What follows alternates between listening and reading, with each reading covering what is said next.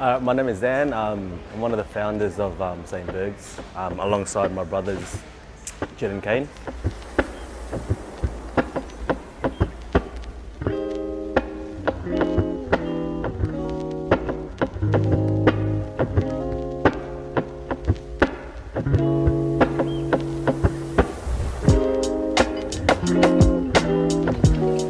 Pretty much it was like a shock to all of us. At the start we thought we'd get through it because, we thought it was something temporary, but it eventually became something more than that.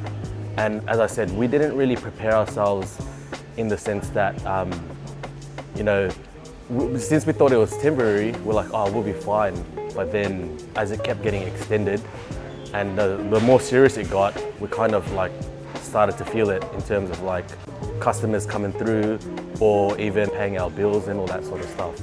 It really started to affect us. It wasn't straight away, but it took some time. But then we eventually kind of were like, damn, this is real.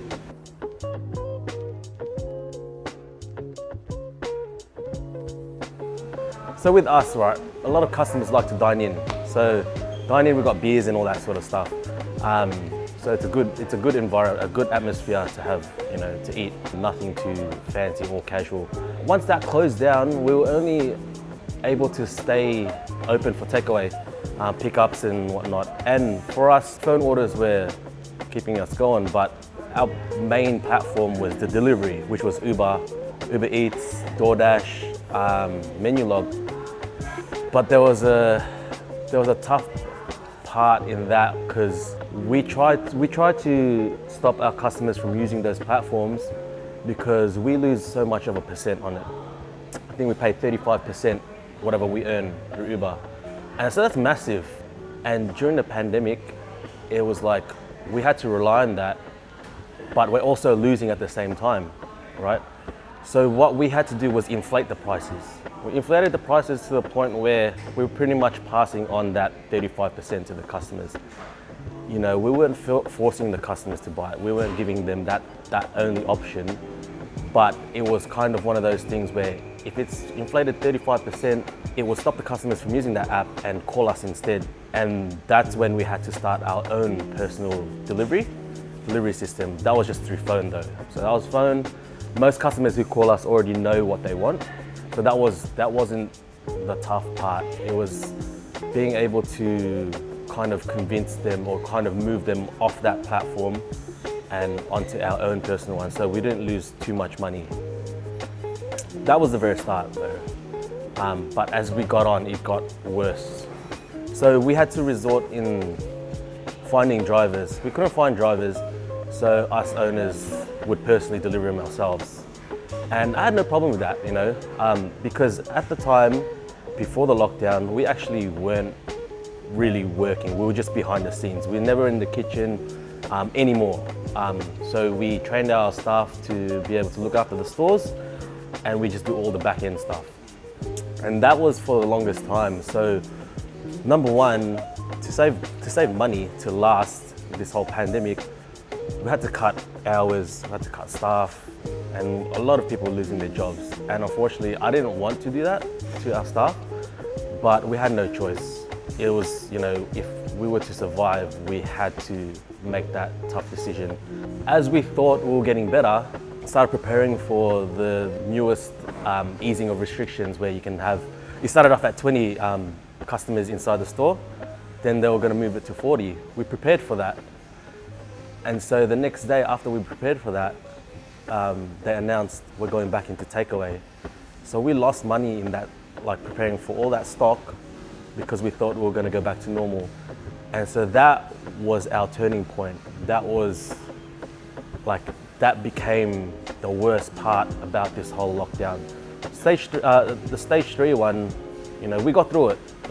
Takeaway actually ended up being busier than pre-COVID. And we had dining open. So that's why we thought, we made it through, we're actually doing better. But then that stage 4 lockdown, it really put us in the worst position we have ever been since we first opened. So yeah, it was a tough thing to get through, and all we could do was push through it. You know, we couldn't just be like, oh, let's just give up, because you couldn't, because this is our lives now. You know, if we give up, it's like, what else are we gonna do? You know, during stage 4, it was ghost town. It wasn't like stage 3, right? Stage 4, everyone was scared, so we didn't even have those phone orders anymore because no one would come and pick up. You know, we couldn't do deliveries because we were working again in the kitchen, and so the only thing that saved us was actually starting our website on Square. So I started that website that allows you to pick up or delivery, and so we allowed it to reach like further than 20 kilometers. And seriously, that was what got us out of that the lowest point in stage 4 for us. So one thing that added to all our troubles during the lockdown was our main supplier for our patties, our beef. They closed down without a single day's notice. Closed down on us, and we only found out through our old rep that worked at a different company now. And so he's like, I just wanted to see what you're gonna do since Vic's Meats is closed. And I'm like, what? I'm like, we haven't heard anything. And so we had to call our supplier and ask them what's going on. They're like, oh yeah, sorry, we've decided to just close immediately. And we were like, oh, that's our main thing, you know? Our patties is our main star of attraction, you know?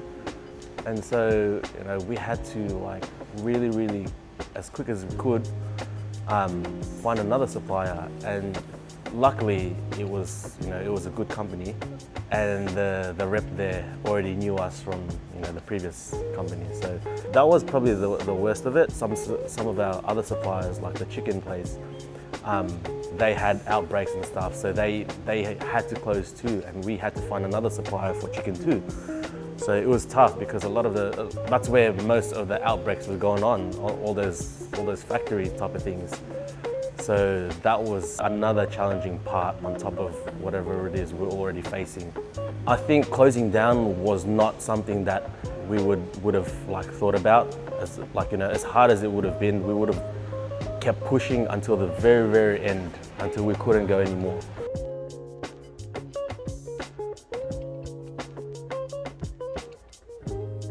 Some people don't really follow the rules, you know. Some people think that, you know, we're being uptight, or, you know, we're telling them what to do. And that was probably the most challenging part about allowing customers to start dining in again, or, you know, because number one, the mask rule was really important for us, and we had to stand by it. You know, we had to turn down so many customers because, you know, they just refused to follow our store policy. And that was like really hard to manage. Imagine you have a busy kitchen and being on top of trying to manage customers inside the store. That was probably our toughest part, because pre-COVID, you can have like 20 people waiting in one corner and it was fine. You know, we wouldn't have to worry about that. It was just one extra thing to worry about in terms of managing customers. But now, you know, coming out of that, it's just like we've become like a lot more customer focused as opposed to before. So, which is a good thing, because you know, we focus on customers a lot more. Not that we never did, but yeah, that's what we got out of it. Yeah.